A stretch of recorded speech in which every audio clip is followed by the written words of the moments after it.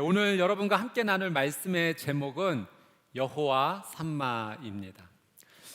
함께 산 지 60년 되는 부부, 할아버지, 할머니가 계셨습니다.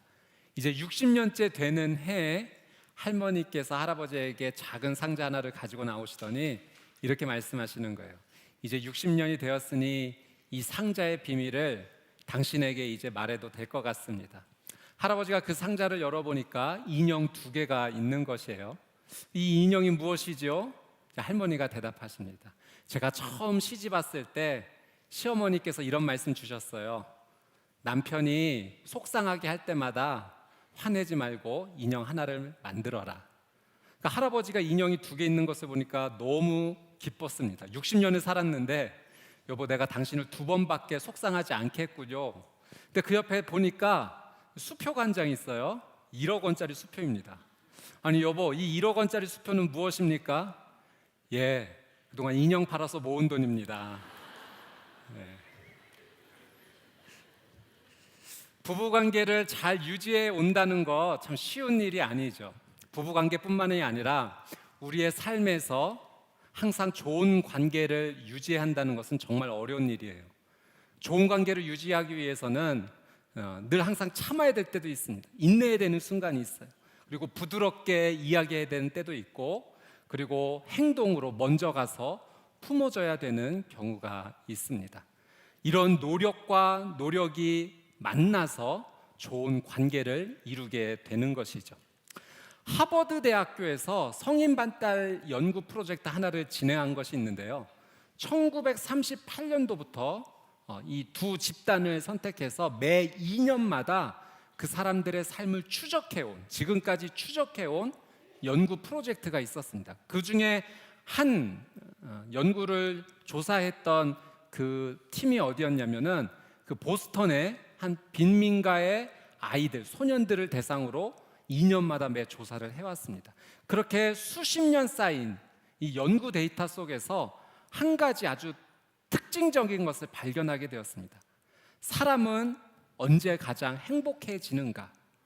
이 질문에 대한 대답을 얻을 수 있는 분명한 한 가지 사실을 발견하게 됐다는 거죠. 많은 젊은이들이 행복해지는 삶을 살기 위해서 저는 부자가 되고 싶어요, 저는 유명해지고 싶습니다라는 소망을 말하지만 끝내 그의 인생에 가장 행복했던 순간들을 추적하고 조사해 봤더니 사람을 가장 행복하게 만드는 이유는 좋은 관계라는 것을 발견하게 됩니다. 삶 속에서 좋은 관계를 유지하면 실질적으로 그 좋은 관계 속에서 오는 선한 영향력이 있다는 거죠. 몸을 건강하게 해주고 또 뇌를 보호해주는 그런 관계가 좋은 선한 영향력을 이루어 줍니다. 여러분, 우리의 기본적인 사람과의 관계 속에서도 좋은 관계를 유지하는 것이 너무나 필요하지만 우리가 조금 더 신경 써야 될 부분이 있어요. 그것은 바로 하나님과 우리의 관계가 선하게 이루어지는 것에 마음을 두어야 된다는 거죠. 사람과의 관계 속에서도 좋은 관계가 선한 영향력으로 흘러들어온다면, 하나님과의 좋은 관계를 이루어지면 우리의 삶에 어떤 영향력이 흘러들어오겠습니까? 정말로 놀라운 영향력이 우리의 인생 가운데 흘러들어오게 되죠. 근데 하나님과의 좋은 관계를 방해하는 것이 한 가지가 있어요. 그것이 무엇이냐면 죄라는 것이에요. 하나님은 거룩하신 분이시기 때문에 죄가 있는 곳에 함께 하실 수가 없죠. 그러니 우리가 죄의 문제를 해결하지 못하면 하나님께서 우리와 함께 좋은 관계를 맺으실 수가 없는 것입니다.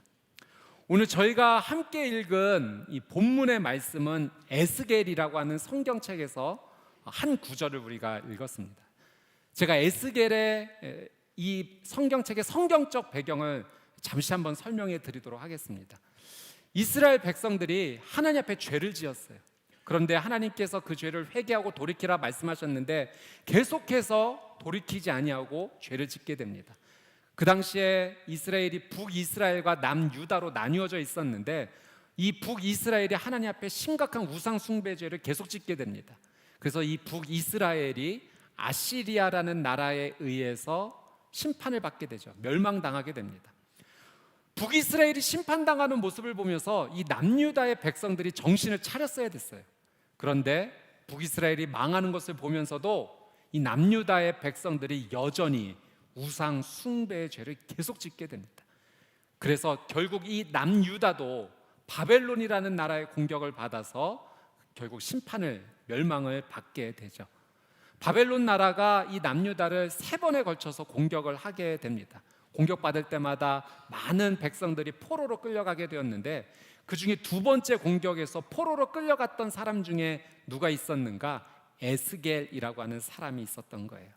이 에스겔은 원래 제사장입니다. 그런데 바벨론이란 나라의 포로로 끌려가서 5년째 되는 해, 하나님께서 이 에스겔을 선지자로 부르세요. 에스겔에게 하나님께서 말씀을 주십니다. 환상을 보여주세요. 그래서 에스겔이 하나님께서 주신 말씀과 환상을 통해서 예언적 메시지를 전하게 되죠. 처음에 에스겔이 하나님의 예언적 메시지를 받아서 전했던 내용은 무엇이었냐면 우상 숭배의 죄를 회개하라는 거예요. 돌이키라는 메시지였습니다. 회개하지 않으면 다시 살아날 수 없을 것이다. 그 죄를 회개해야 된다라는 메시지를 계속해서 선포하게 됩니다. 그렇게 회개 메시지를 선포하는 가운데 예루살렘 성이 망하게 됐다는, 함락되게 됐다라는 소식을 에스겔이 듣게 돼요. 우리 그 말씀을 먼저 같이 한번 볼까요? 에스겔 33장 21절 말씀인데요, 같이 한번 읽어보도록 하겠습니다. 시작. 우리가 포로된 지 12년째 되는 해 10째 달 5일에 예루살렘에서 도망쳐 나온 한 사람이 내게 와서 말했다. 성읍이 함락됐다. 네, 뒤에 부분이 있는데 자막에는 안 나왔는데요, 예루살렘에서 도망쳐 나온 사람이 그 소식을 전해준 거예요. 예루살렘 도시가, 예루살렘 성읍이 완전히 망했습니다. 무너져 내렸어요. 바벨론의 공격에 의해서 다시는 이제는 희망을 발견하지 못할 완전히 망한 상태, 멸망한 상태가 되었습니다라는 소식을 에스겔에게 전달해 주게 되었죠. 여러분, 바벨론의 포로로 붙잡혀 갔던 이 남유다 백성들의 마음을 한번 생각해 보세요. 내가 살던 나라, 내가 살던 도시, 내가 살던 마을이 완전히 망하게 되었다는 소식을 경험하고 듣게 된 거예요. 그들이 하나님께 예배드렸던 성전이 파괴되었어요. 그들이 머물렀던 도시가 완전히 무너져 내렸습니다. 우리의 왕이 있었는데 그 왕마저도 다른 나라에 의해서 완전히 굴복되어 패배되는 상황입니다. 마음이 무너질 수밖에 없는 거예요. 그들의 정체성이 완전히 무너져 내린 것입니다. 포로로 붙잡혀온 유다 백성들의 마음은 완전한 상실의 삶을 살게 된 거예요. 패배의 삶을 살게 된 거예요. 두려움의 삶을 살게 된 거예요. 실패의 삶을 살게 된 겁니다. 그들의 마음 가운데 상실과 실패와 두려움과 근심과 염려가 그들을 완전히 지배하고 있는 상황 가운데 이 이스라엘 백성들은 처참한, 고개를 들 수 없는 너무나 무기력한 삶을 살 수밖에 없었던 거죠. 근데 놀랍게도 하나님께서 에스겔 선지자를 통해서 그 이전까지는 너희들이 회개하지 않으면 살아나지 못할 것이다, 너희들이 우상 숭배의 죄를 지었기 때문에 지금 심판 가운데 있는 것이다 라는 메시지가 전해졌다면, 이 예루살렘 성이 완전히 무너졌다는 소식 이후에 하나님께서 에스겔에게 소망의 메시지를 전하라고 하십니다. 어떤 메시지냐면 이제 다시 살아날 것이다, 이제 다시 너희가 회복될 것이다 라는 메시지를 하나님께서 에스겔을 통해서 전달하시는 거죠. 그래서 여러분, 이 에스겔 말씀의 후반부를 보면은 저희가 그래도 익숙히 몇 번 들었던 말씀들이 나오게 됩니다. 에스겔 37장의 말씀에 보면 그 메마른 골짜기의 뼈들이 다시 살아나는 환상을 하나님께서 에스겔에게 보여주세요. 에스겔이 환상 가운데 그 골짜기에 수많은 뼈들이 있는 것을 보게 됩니다. 근데 하나님께서 이렇게 선포하라고 말씀하시죠. 생기야 들어가라. 이 말씀을 에스겔에게 선포하라고 하시고, 에스겔이 이 말씀을 선포하자 뼈들이 서로 맞춰지기 시작하고 힘줄이 돋고 살이 덮이면서 그들이 완전히 살아나는 그런 환상을 에스겔이 보게 됩니다. 하나님께서 이 메시지를 주신 것은 지금까지 죽어있던 이스라엘이 다시 살아나게 될 것이라는 메시지를 에스겔을 통해서 주신 거예요. 이것뿐만이 아니에요. 지난번에도 저희가 한번 같이 나눴던 말씀인데 에스겔 47장에 성전으로부터 물이 흘러내리는 환상, 그 물이 강물이 되어 흘러갈 때 광야와 황무지였던 그 땅이 다시 옥토가 되고 나무가 자라고 열매가 맺히고 또 그 강물이 사해 바다, 죽음의 바다에 들어가게 됐을 때 그 바다가 다시 살아나는 환상, 하나님께서 에스겔을 통해서 주십니다. 하나님께서 이 메시지를 주신 것은 다시 회복시켜 주실 거라는 거예요. 다시 살아날 것이라는 거예요. 그리고 하나님이 주신 메시지의 하이라이트가 무엇인가? 오늘 저희가 읽은 에스겔의 마지막 말씀이에요. 이 말씀을 한 번만 더 같이 한번 읽어볼까요? 에스겔 48장 35절 같이 한번 읽겠습니다. 시작. 그 사면 둘레는 1만 8천 규빗이다. 그 성읍의 이름은 그날부터 여호와 삼마라고 할 것이다. 하나님께서 지금은 예루살렘 성읍이 완전히 회파되었고 완전히 함락되었고 무너졌지만 내가 예루살렘 성읍을 새롭게 다시 일으킬 것이다.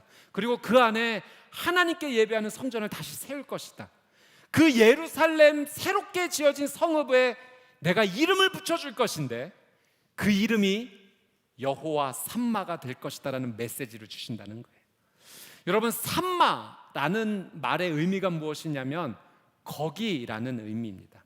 그러니까 여호와 삼마라는 의미를 이렇게 붙여서 그 의미를 해석하면 하나님께서 거기에 계실 것이다, 이런 의미예요.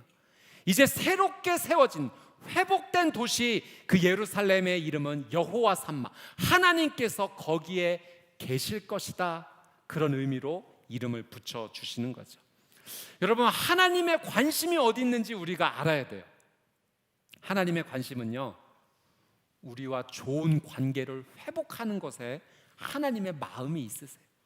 하나님은 그저 우리가 죄를 짓고 멸망하는 그 길로 완전히 좌절되어 엎어지는 인생이 되기를 원하시는 것이 아니라 그 인생이 다시 하나님께로 나와 회복되기를 원하신다는 거예요.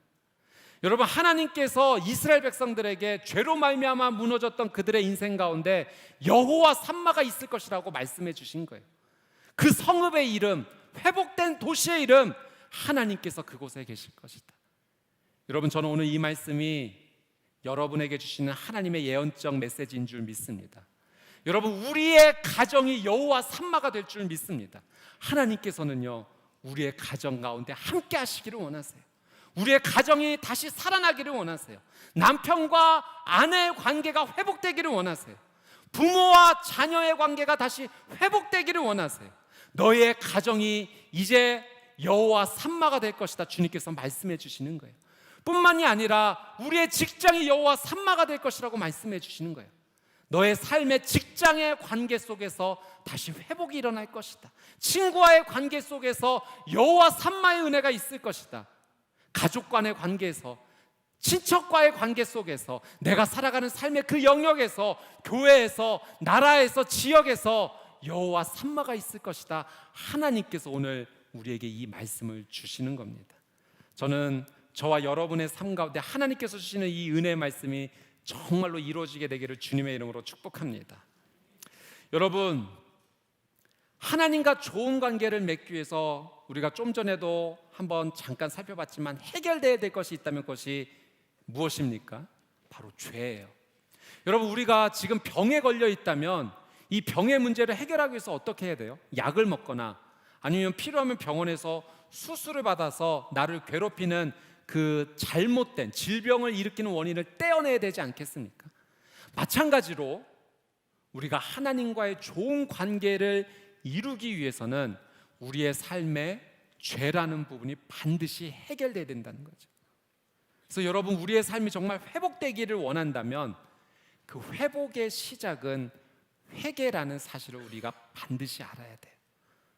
하나님은 우리가 회개하기를 원하세요. 회개가 시작되는 바로 그 시점이 우리가 하나님과의 관계를 회복하는 때요, 그 관계가 회복되는 은혜가 우리의 가정과 개인의 삶과 내 직장의 삶의 영역, 일터의 자리 가운데 이루어지는 것입니다. 제가 이번 주에 큐티를 하면서 요한복음 말씀을 이렇게 큐티를 하는데 요한복음 4장 말씀에서 이 말씀을 통해서 개인적으로 참 많은 은혜를 얻었어요. 요한복음 4장 말씀에 보면 이 사마리아 여인 이야기가 나옵니다. 그 당시에 예수님께서 유다에서 갈릴리로 이제 올라가실 때 이 사마리아 지방을 지나가시게 됐어요. 근데 원래는 그 당시에 유다 사람들과 사마리아 사람들이 관계가 굉장히 안 좋았습니다. 서로 이야기도 하지 않았어요. 서로 상종하지 않았어요. 그래서 유대인들은 그 지역을 지나갈 때 사마리아 지역을 통과하면 빨리 갈 수 있음에도 불구하고 일부러 돌아서 갈 만큼 그 땅을 밟지 않으려고 노력했다는 거죠. 그런데 예수님께서 그 사마리아 땅에 들어가신 거예요. 낮 12시가 되어서 우물가에 앉으셔서 그 우물가에 물을 길러 나온 한 여인, 사마리아 여인에게 예수님께서 이렇게 말씀하세요. 나에게 물 좀 줄 수 있겠소? 여자가 깜짝 놀랍니다. 유대인이 말을 걸어서는 안 되는데 그것도 유대인 남자가 사마리아인 여인에게 자신에게 말을 걸었으니 너무 깜짝 놀란 거예요. 그래서 사마리아 여인이 이렇게 반응합니다. 요한복음 4장 9절 말씀인데요. 같이 한번 읽어볼게요. 시작. 사마리아 여인이 예수께 말했습니다. 당신은 유대 사람이고 저는 사마리아 여자인데 어떻게 제게 물을 달라고 하십니까? 당시 유대 사람들은 사마리아 사람과는 상대도 하지 않았기 때문입니다. 아니 어떻게 저한테 물을 달라고 하세요? 당신은 유대인 남자인데요. 여러분 이렇게 반응하는 여인에게 예수님이 어떻게 대답하셨을까요? 자, 그 다음 구절 말씀 요한복음 4장 10절 말씀 한번 읽겠습니다. 시작. 예수께서 여인에게 대답하셨습니다. 내가 하나님의 선물을 알고 또 물을 달라고 하는 사람이 누구인지 알았다면 도리어 내가 그에게 부탁했을 것이고 그가 내게 생수를 주었을 것이다. 예수님 이렇게 대답하세요. 하나님의 선물이 있는데 네가 지금 이야기하고 있는 그 사람이 누구인지 안다면 그에게 하나님 선물을 달라고 너는 말했을 것이다. 내가 누구인지 안다면 하나님의 선물을 너는 달라고 오히려 네가 요청했을 것이다 라는 말씀을 해주세요. 여러분 어떻게 보면 좀 대화의 맥락이 자연스럽지는 않죠. 아니 왜 유대인 남자가 저한테 물을 달라고 요청하세요? 또 예수님께서 내가 누구인지 너 알았다면 하나님 선물 달라고 오히려 네가 얘기했을 걸 라는 대답을 하셨다는 거예요. 근데 저는 이 예수님께서 하신 말씀 하나님의 선물이 있고 그것을 요청하면 주실 것이라는 말씀이 제 이번 주 가운데 저한테 너무 크게 와닿은 거예요. 아, 하나님의 선물이 있구나. 하나님의 선물이 있구나. 그리고 그 선물을 예수님께 달라고 요청하면 예수님께서 그 선물을 주시겠다라고 말씀해 주시는 거구나. 내가 만약에 하나님의 어떤 선물을 누리고 있지 못한다면 그건 내가 예수님께 요청하지 않았기 때문에 누리지 못하는 걸 수도 있겠다라는 깨달음이 저에게 찾아왔습니다. 여러분, 이스라엘 백성들 지금 바벨론의 포로로 붙잡혀가 포로의 생활을 하고 있는 정말로 혹독하게 고난과 시련 가운데 살고 있는 이 백성들에게 에스겔 선지자가 그 백성 가운데 같이 있지 않았습니까? 하나님의 회복의 메시지를 전한 거예요. 여호와 삼마 다시 회복될 것이다 라는 메시지를 들었을 때 어떤 기분이 들었을까요? 그들에게 너무나 큰 위로가 되었을 거예요. 우리 인생 이제 끝났어. 예루살렘 성이 완전히 함락됐다라는 소식을 들은 이 상황 속에서 내 인생에 다시 소망이 없어라고 그렇게 좌절하고 포기하고 있는 그때 하나님께서 다시 회복을 주실 것이라는 이 말씀이요, 이 유다 백성들에게는 너무나 큰 위로와 소망이 되었던 거예요. 그래서 이 유다 백성들이요 그때부터 회개하기 시작합니다. 하나님 잘못했습니다. 다시 하나님 앞에 나아가겠습니다. 그들이 그렇게 하나님 앞에 회개하고 돌이키는 삶을 살게 되었을 때 그 포로된 삶에서 하나님께서 70년 뒤에 해방시켜 주시는 놀라운 은혜를 누리게 해주십니다. 그리고 그들이 다시 고국으로 돌아가는 놀라운 은혜를 누리죠. 여호와께서 거기에 계실 것이다, 여호와 삼마라는 놀라운 예언의 말씀이 그들의 인생 가운데 진짜로 이루어지게 된 거예요. 근데 여러분, 하나님께서 말씀하신 여호와 삼마의 이 놀라운 은혜가 거기서 멈추지 않았다는 거예요. 이 여호와 삼마의 은혜가요, 하나님께서 주신 이 선물의 놀라운 은혜가 계속 흘러 어디까지 오게 되냐면은 임마누엘이라는 의미는 하나님께서 우리와 함께 하신다라는 의미예요. 그 임마누엘이 누구의 이름이냐면 바로 예수님의 이름이에요. 예수님께서 이 땅 가운데 태어나셨을 때, 하나님이신 그분이 인간의 몸을 입고 이 땅에 오셨을 때 그 하나님께서 주신 예언의 말씀이 이루어졌는데요, 마태복음 1장 23절 말씀 한 번 더 저희 같이 한번 읽어볼게요. 시작. 처녀가 잉태에 아들을 낳을 것이요 그를 임마누엘이라 부를 것이라. 임마누엘이란 하나님께서 우리와 함께 하신다는 뜻입니다. 여러분, 여호와 삼마, 하나님께서 거기에 계신다라는 이 놀라운 은혜가 임마누엘, 하나님이 우리와 함께 계신다라는 이 놀라운 은혜로 계속 흘러져서 이루어지게 된 거예요. 예수님께서 우리와 함께 하심으로 여호와 삼마의 놀라운 선물이 우리의 인생 가운데 그대로 이루어지게 된 것이죠. 근데 여러분, 하나님의 선물이 여기에서 멈췄는가? 그렇지 않아요. 임마누엘, 예수님께서 이 땅에 오셔서 우리의 죄를 대신해 십자가에 못 박혀 죽으시고 우리의 죄 문제를 다 해결해 주신 이후에 예수님께서 다시 하나님 계신 하늘의 보좌로 올라가시죠. 그리고 예수님께서 가시면서 이런 말씀을 우리에게 주셨어요.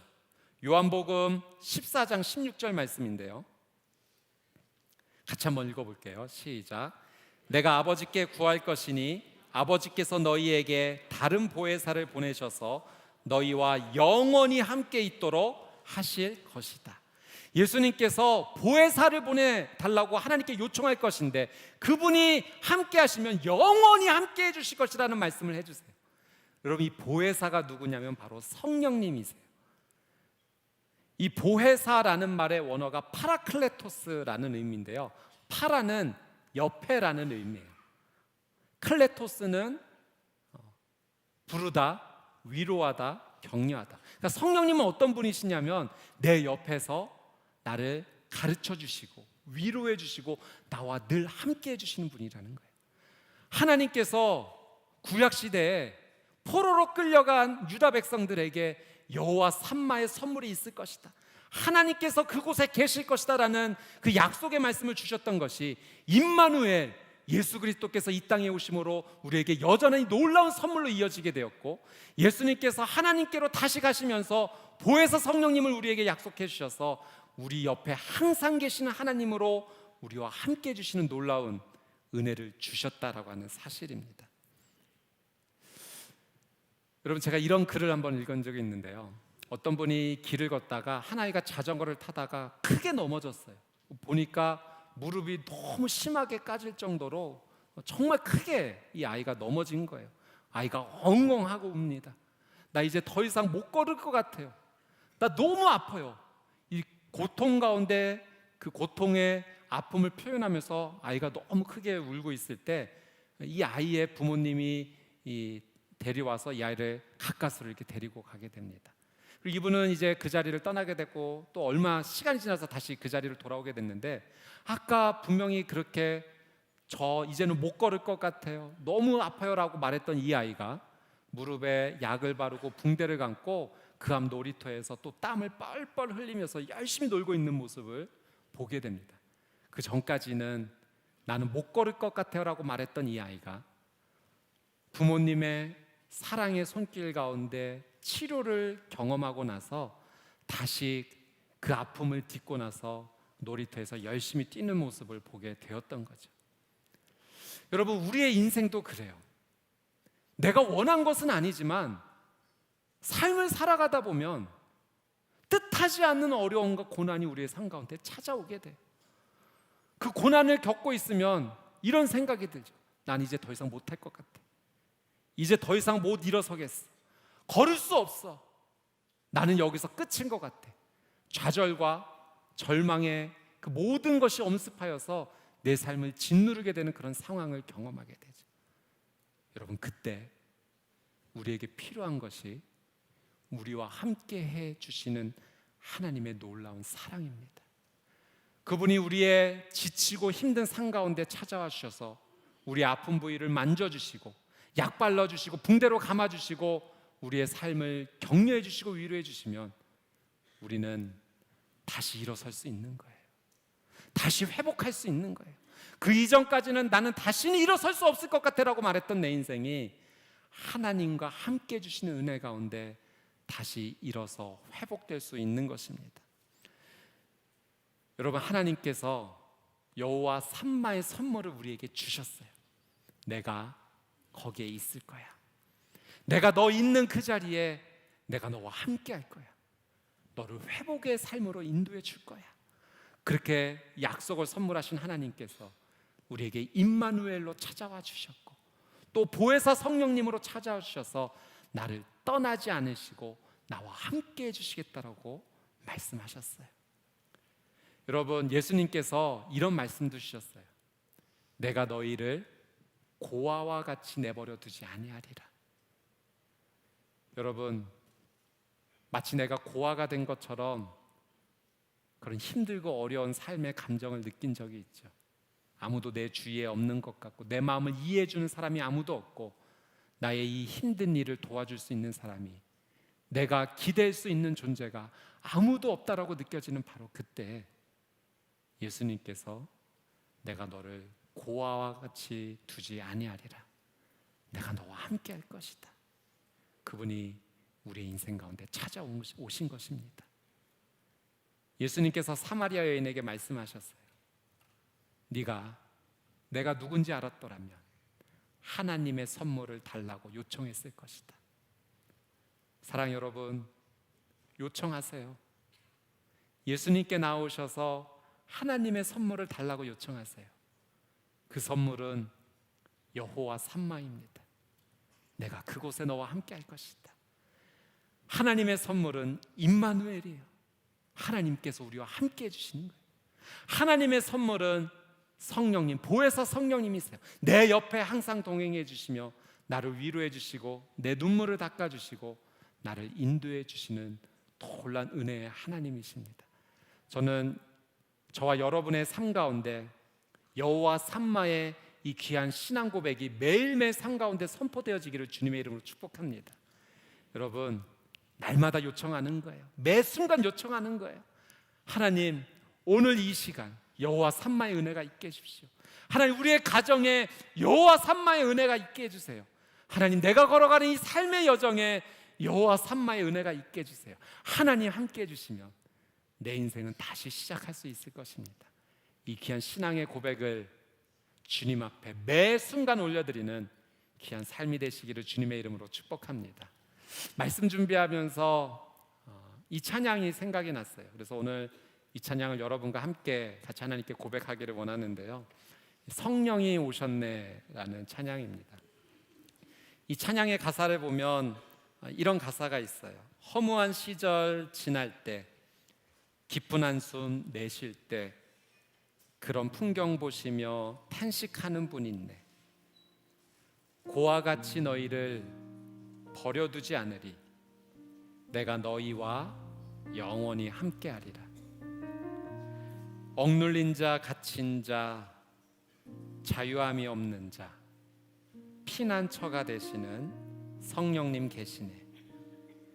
주의 영이 계신 곳에 참 자유가 있다네.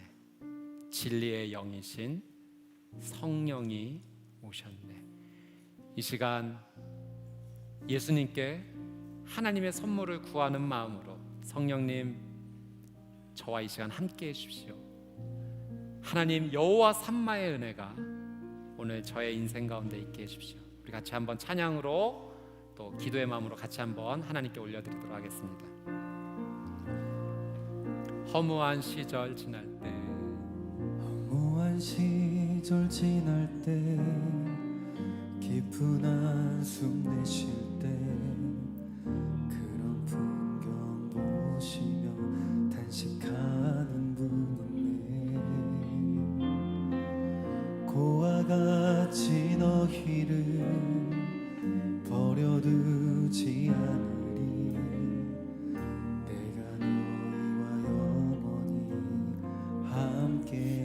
더 다시 고백하겠습니다. 허무한 시절 지날 때, 허무한 시절 지날 때, 깊은 한숨 내쉴 때, 그런 풍경 보시며 단식하는 분, 우리 가슴에 한번 손을 얹고 고백할까요? 고와 같이 고와 너희를 같이 너희를 버려두지 않으리. 내가 너희와 너희와 영원히 함께하리라. 성령이 오셨네. 성령이 오셨네.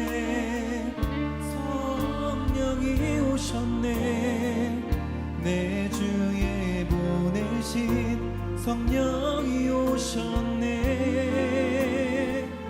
우리 인생 가운데 친히 찾아오셔서 그 나라 꿈꾸게 하시네. 억눌린 자 갇힌 자 억눌린 자 갇힌 자 자유함이 없는 자 피난처가 되시네. 성령님 계시네.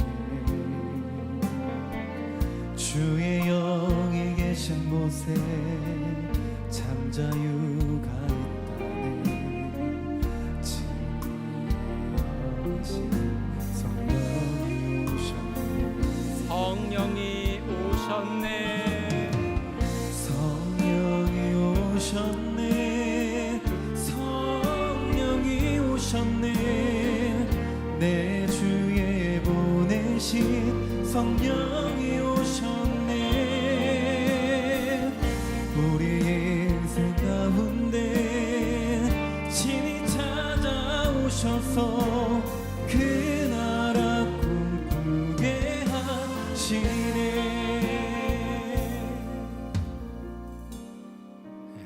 이 시간 같이 한번 기도하겠습니다.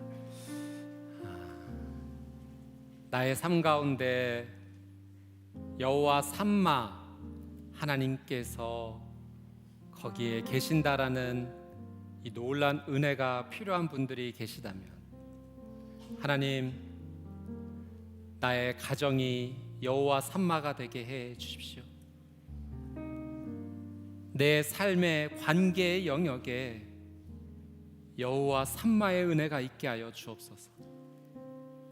나의 직장에, 친구와의 관계 속에, 내 삶의 모든 영역에 다시 회복되고 일어서는 은혜가 있게 되기를 원합니다. 그 귀한 기도의 제목이 있으신 분들 한번 가슴에 손을 얹으시면 제가 한번 기도해 드리도록 하겠습니다. 참 좋으신 하나님, 이 시간 우리의 가슴에 손을 얹고 예수님께 도움을 구합니다. 예수님께서 사마리아 지역으로 들어가셨습니다. 그 한 여인을 만나시기 위해, 인생에 목말라 하고 있는 그 여인을 회복시키시기 위해 일부러 찾아가신 것입니다. 여인에게 물을 달라 요청하시며 깜짝 놀라 반응하는 여인에게 이렇게 말씀해 주시죠. 내가 누구인지 알았다면 너는 내게 하나님 선물을 달라고 말했을 것이다. 주님, 우리가 예수님께 하나님의 선물을 요청합니다. 주님, 내 인생이 목마릅니다. 내 인생이 어디에서부터 해결돼야 될지 모를 만큼 얽힌 실타래와 같이 너무나 힘들고 고통스러운 상황입니다. 마치 유다 백성들이 바벨론의 포로에 붙잡혀가 그 이방의 땅에서 신음하고 고통하고 있는 것 같이 도저히 희망이 빗줄기가 하나도 보이지 않는 철저한 암흑 속에 갇혀 있는 너무나 힘들고 어려운 상황입니다. 내게 갑작스럽게 찾아온 질병으로 인하여서 생각지도 못한 이 심각한 재정적인 어려움으로 인해서, 원하지 않았던 관계의 무너짐으로 인해서 잘해보고 싶었지만 도저히 풀리지 않는 인생의 미래 앞에서, 주님, 저는 하나님의 선물이 필요합니다. 주님, 회개합니다. 나의 죄를 용서하여 주시옵소서. 예수님만이 나의 죄를 용서해 주실 수 있는 줄 믿습니다. 이 시간 주님 앞에 내 모든 죄를 고백하오니 예수님의 십자가 보혈로 깨끗하게 정결하게 씻어 주시옵소서. 임마누엘 예수님, 저와 함께하여 주옵소서. 보혜사 성령님, 저와 함께하여 주옵소서. 저를 고아와 같이 내버려 두지 말아 주시옵소서. 여호와 삼마 하나님의 이 놀라운 은혜, 내가 그곳에 함께 있겠다라는 하나님의 이 위대한 선물의 선포가 내 인생 가운데 새로운 회복의 시작이 되게 하여 주시옵소서. 주님, 이 시간 손을 얹고 믿음으로 기도하는 자마다 질병으로부터 노임을 받고 깨끗하게 치유받게 하여 주시옵소서. 삶의 고난과 고통으로 허덕이고 눈물을 흘리는 모든 자들이 그 모든 죄의 사슬로부터 깨끗하게 자유케 되게 하여 주시옵소서. 억눌렸던 자들이 회복되게 하여 주시옵소서. 포로됐던 자들이 자유케 되게 하여 주시옵소서. 예수 그리스도만이 우리에게 이 놀라운 하나님의 선물을 주실 줄 믿습니다. 여호와 삼마 신앙의 고백을 날마다 고백하며 나아갈 때 하나님의 그 위대한 은혜가 우리의 인생 가운데 시작되게 하여 주시옵소서. 이미 시작되었는 줄 믿습니다. 감사드리며 살아계시고 역사하시는 예수 그리스도의 이름으로 간절히 기도드리옵나이다. 아멘. 우리와 함께 하시겠다 약속하신 여호와 삼마 되신 우리 하나님께 감사와 영광의 박수를 올려드리겠습니다.